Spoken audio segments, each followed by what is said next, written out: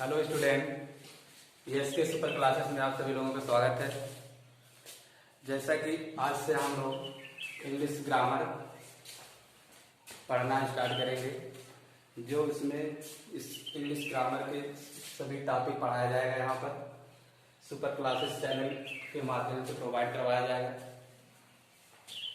तो English grammar में देखिए, हमारे दैनिक जीवन में इसका बहुत उपयोग है, जो कॉम्पिटिटिव एग्जाम के लिए भी उपयोग है, हाई स्कूल इंटर के लिए भी बहुत लाभदायक होगा आपके लिए। तो आज जो इंग्लिश ग्रामर स्टार्ट होता है, सर्वप्रथम हमारा कहाँ से स्टार्ट होता है? सेंटेंस से। सेंटेंस से स्टार्ट होता है। जो सेंटेंस के बारे में पढ़ेंगे, सबसे पहले हम बेसिक जानकारी लेंगे। सेंटेंस क्या होता है, सेंटेंस के भाग कितने होते हैं, सब्जेक्ट क्या होता है, प्रेडिकेट क्या होता है, प्रेडिकेट की संरचनाएं क्या होती हैं, ये सब हम इस आज की वीडियो में पढ़ेंगे। तो सबसे पहले हेडिंग डालते हैं सेंटेंस।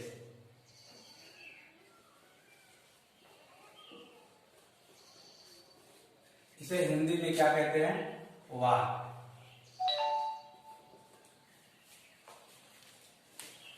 सेंटेंस क्या होता है? शब्दों का ऐसा समूह जो इस तरीके से व्यवस्थित किया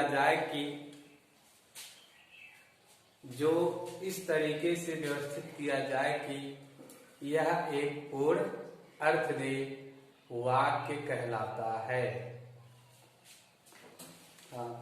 ए group of words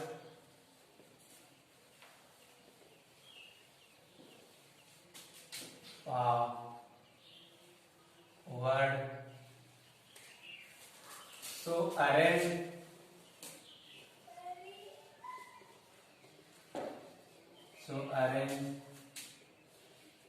that it makes a complete sense is called sentence।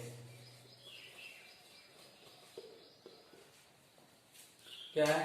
A group of word so arrange that it makes a complete sense is called sentence. अर्थात ए ग्रुप ऑफ वर्ड यानी शब्दों का ऐसा समूह, सो arrange जो इस तरीके से व्यवस्थित किया जाए, दैट कि it make a complete sense या एक पूर्ण अर्थ दे, इज कॉल्ड सेंटेंस, वाक्य कहलाता है। ये तो आपका क्या है? वाक्य की डिफिनेशन। अब वाक्य क्या होता है? जैसे देखिए, अगर आपको एक एग्जांपल लेते हैं, ठीक है? जैसे आपसे पूछा जाए बाजार, ये क्या आपको वाक्य दिखाई दे रहा है? वाक्य है? नहीं। वाक्य होने के लिए क्या होना चाहिए? एक ग्रुप ऑफ वर्ड्स यानी शब्दों का क्या होना चाहिए? एक समूह होना चाहिए। क्या होना चाहिए? एक समूह होना चाहिए, यानी उस वर्ड का, उस शब्द का समूह होना चाहिए, लेकिन उसका कोई ना कोई कंप्लीट एक अर्थ निकले। जैसे आपको देखिए, राम बाजार जाता है, राम बाजार जाता है, ये क्या है आपका? कई शब्द है ना इसमें, इस शब्दों का समूह है ना आपका, अर्थात एक ग्रुप ऑफ वर्ड, शब्दों का समूह जो इस तरीके से व्यवस्थित किया जाए ताकि वह एक पूर्ण अर्थ दे, वाक्य कहलाता है। अगर इसी को हम जाता बाजार राम है, तो एक इसका कोई मीनिंग नहीं रहा है, कोई मीनिंग निकल रहा है इसमें, कोई कंप्लीट सेंस निकल रहा है? नहीं ना। तो ये आपका क्या वाक्य है? सेंटेंस है? नहीं। सेंटेंस होने के लिए हमारा शब्दों का समूह होना चाहिए और उसका एक ना एक कुछ ना कुछ कंप्लीट सेंस निकलना चाहिए। ठीक, अब देखते हैं सेंटेंस के कितने भाग होते हैं। सेंटेंस के भाग यानी आप हेडिंग डालिए देयर आर, सेंटेंस के दो भाग होते हैं, there are two part of sentence. Sentence के दो भाग होते हैं, अर्थात वाक्य के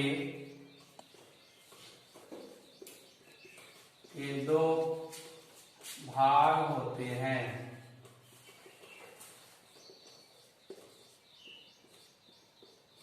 पहला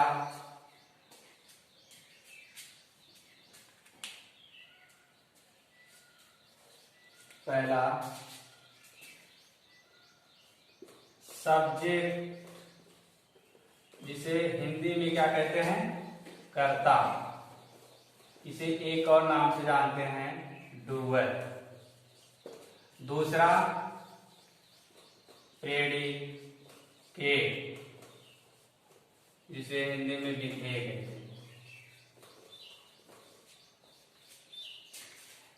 किसी भी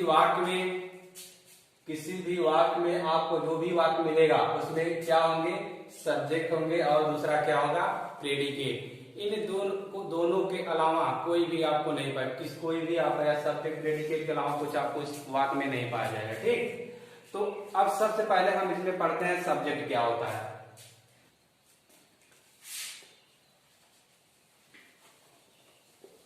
सब्जेक्ट हिंदी में क्या कहते हैं, इसे कर्ता। सब्जेक्ट क्या होता है, कर्ता क्या होता है?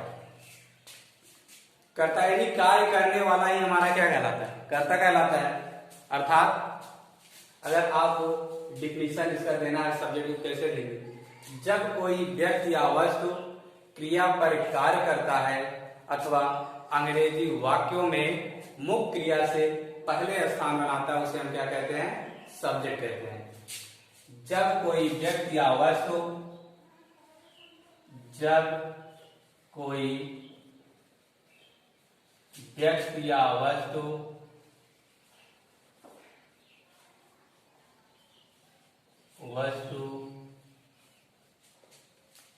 क्रिया पर कार्य करता है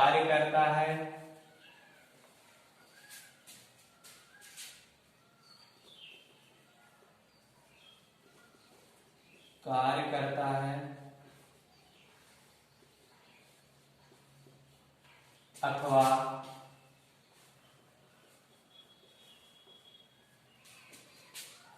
अंग्रेजी वाक्यों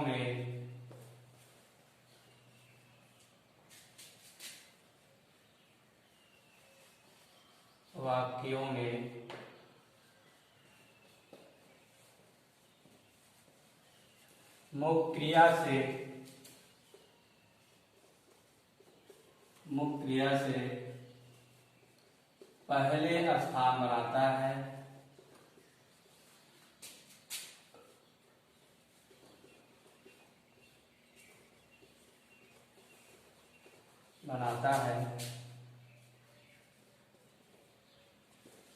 वाक्य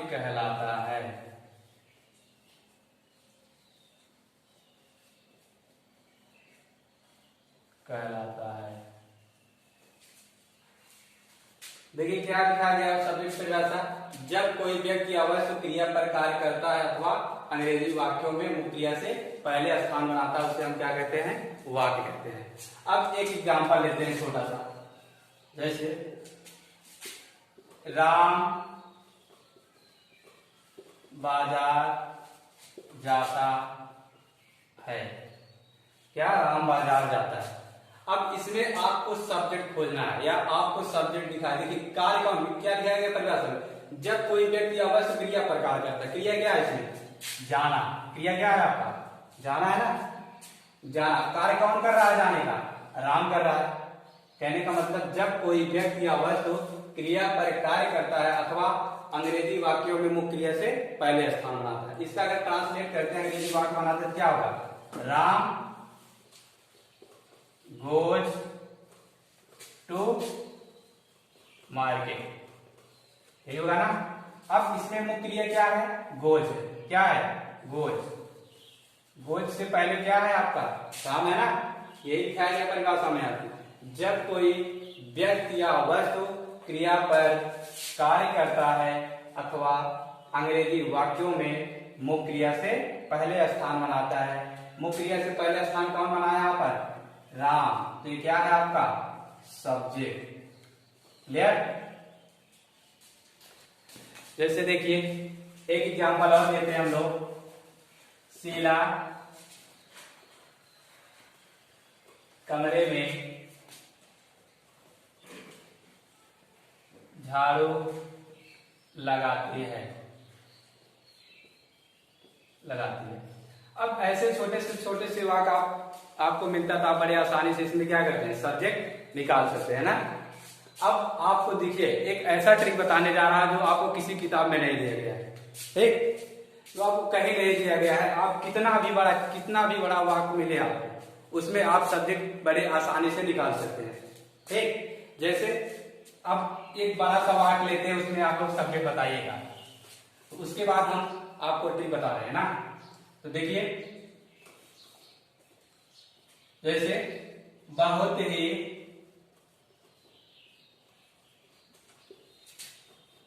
सावधानी पूर्वक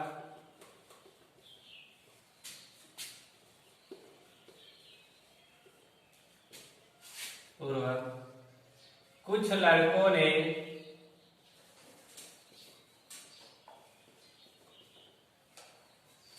लड़कों ने प्रतियोगी परीक्षा की तैयारी की।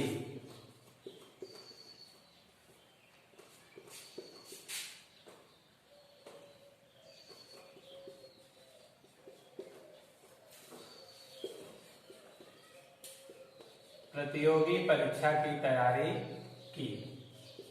अब ऐसे वाक्य आपको मिलेंगे, ठीक है? तो अब इसमें आपको सब्जेक्ट निकालना है, तो कैसे निकालेंगे? जैसे आपका छोटा सा वाक्य होता है, शीला कमरे में झाड़ू लगाती है, राम बाजार जाता है, चिड़िया आकाश में उड़ती है। तो उसमें हम आसानी से क्या प्राप्त करते हैं? सब्जेक्ट हमारा प्राप्त हो जाए, शीला है क्या, राम है क्या, आपकी चिड़िया है, ठीक? अब इसमें आपको अब यहाँ पर अब इस वाक्य में आपको सब्जेक्ट निकालना है, तो कैसे निकालेंगे? ठीक है, तो अब आपको जो ये ट्रिक बताने जा रहे हैं, आपको ये ट्रिक आपको कहीं नहीं मिलेगा। तो आपको ये ट्रिक सिर्फ यस के सुपर क्लासेस चैनल पर ही मिलेगा। तो देखिए कौन सा ट्रिक है। किसी भी वाक्य के यानी किसी भी वाक्य में जो लास्ट में आई मुख्य क्रिया के साथ हम यहाँ पर इसके साथ क्या अथवा कौन का प्रश्न करेंगे। क्या करेंगे? क्या अथवा कौन का प्रश्न करने पर जो हमारा तार्किक उत्तर मिलेगा वही हमारा क्या होगा? सब्जेक्ट होगा। यदि देखिए लास्ट अंत में आई मुख्य क्रिया के साथ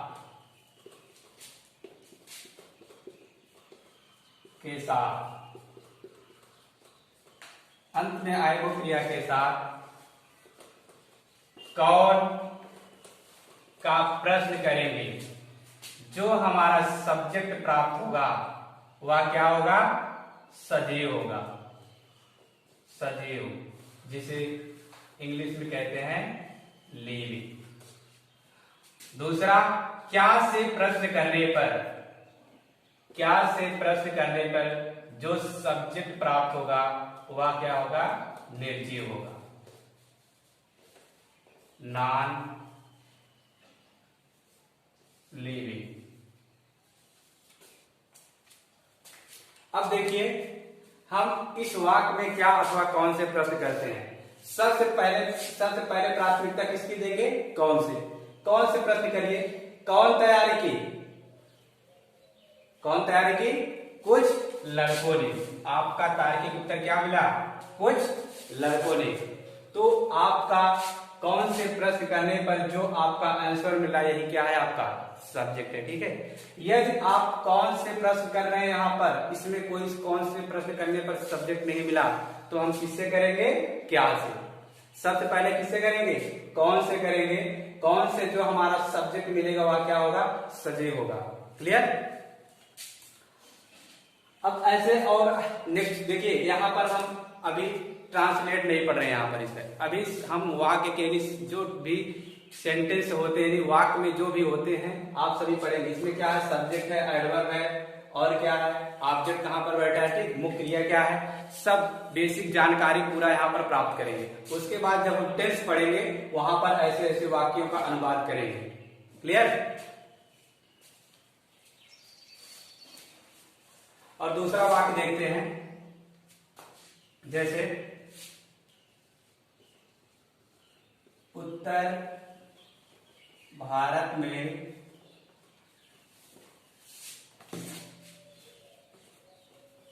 जनवरी का महीना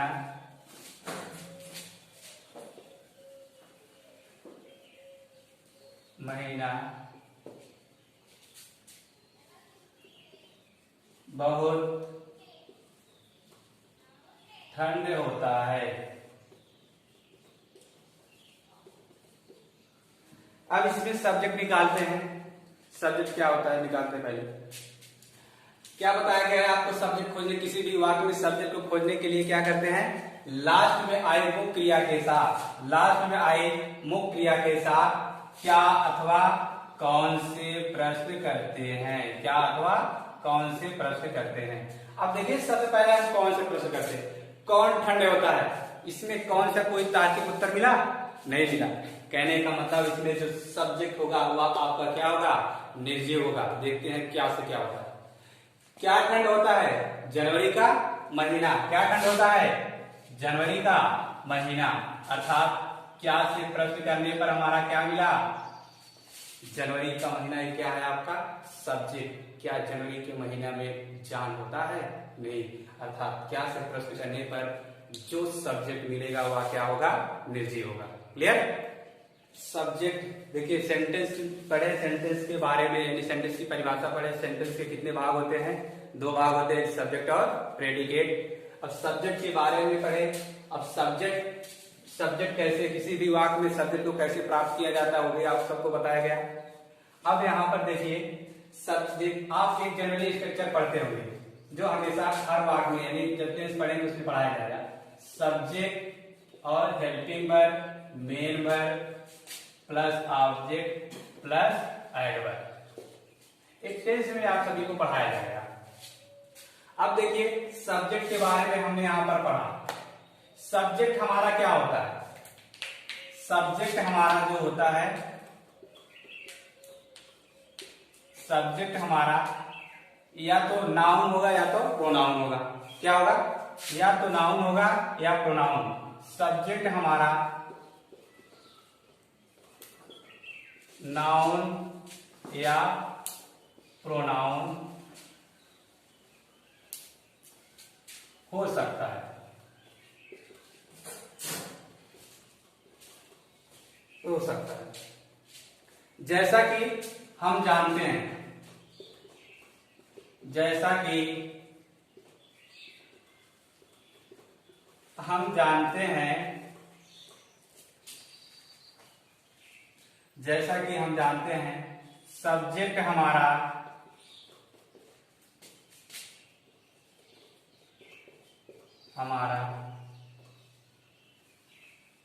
सब्जेक्ट हमारा नाउन अथवा प्रोनाउन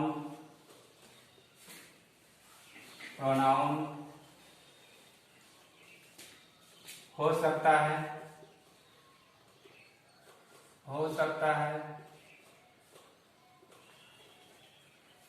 जो कि नाउन और प्रोनाउन हमारा पार्ट ऑफ स्पीच से जुड़े होते हैं, जो कि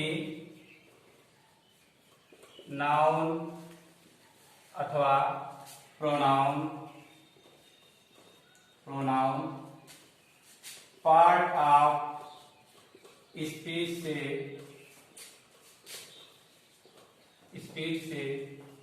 जुड़े होते हैं। तो कोई जरूरी नहीं यहाँ पर सब्जेक्ट हमारा क्या हो, एक ही वर्ड का हो, एक ही शब्द का हो सकता है। सीता, गीता, राम, ये सब कोई जरूरी नहीं, यही हमारा सब्जेक्ट हो सकता है ना। तो सब्जेक्ट हमारा क्या हो सकता है, शब्दों का समूह भी हो सकता है। जैसे देखिए पार्ट ऑफ स्पीच के साथ जुड़े होते हैं। पार्ट ऑफ स्पीच में हम क्या क्या पढ़ते हैं, आर्टिकल भी पढ़ते हैं, आर्टिकल, एडजेक्टिव,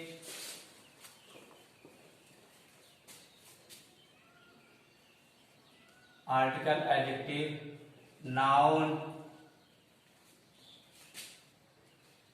एडजेक्टिव फ्रेज,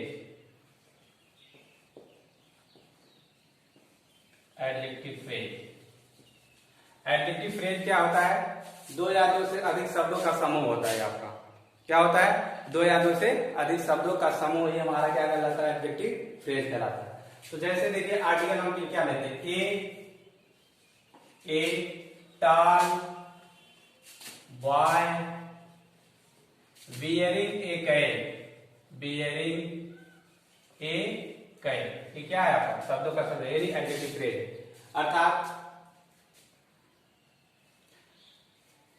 पहने हुए टोपी एक लंबा लड़का, ये क्या है आपका? पूरा पहने हुए टोपी एक लंबा लड़का, ये सभी आपका क्या है? सब्जेक्ट है। क्या है? सब्जेक्ट। सब्जेक्ट जो हमारा कोई नाउन अथवा प्रोनाउन हो सकता है, जो या पार्ट ऑफ स्पीच के साथ जुड़े होते हैं। तो हमारा जो सब्जेक्ट होता है कई शब्दों के रूप में भी हो सकता है। क्लियर? स्टूडेंट, आज हम इस वीडियो में सेंटेंस के बारे में पढ़ा। सेंटेंस के भाग कितने होते हैं? सेंटेंस के दो भाग पढ़ा, जो सब्जेक्ट और प्रेडिकेट। सब्जेक्ट के बारे में भी जो जितनी भी जानकारी हमारे पास थी आपको दिया गया, और शायद इससे ज्यादा आपको कहीं पर भी मिलेगा नहीं। तो प्रेडिकेट को पढ़ने नेक्स्ट वीडियो में हम पढ़ेंगे। यदि आपको हमारा वीडियो अच्छा लगा हो तो इस SK सुपर क्लासेस चैनल को सब्सक्राइब करें और लाइक करें और अपने दोस्तों के साथ शेयर करें। धन्यवाद।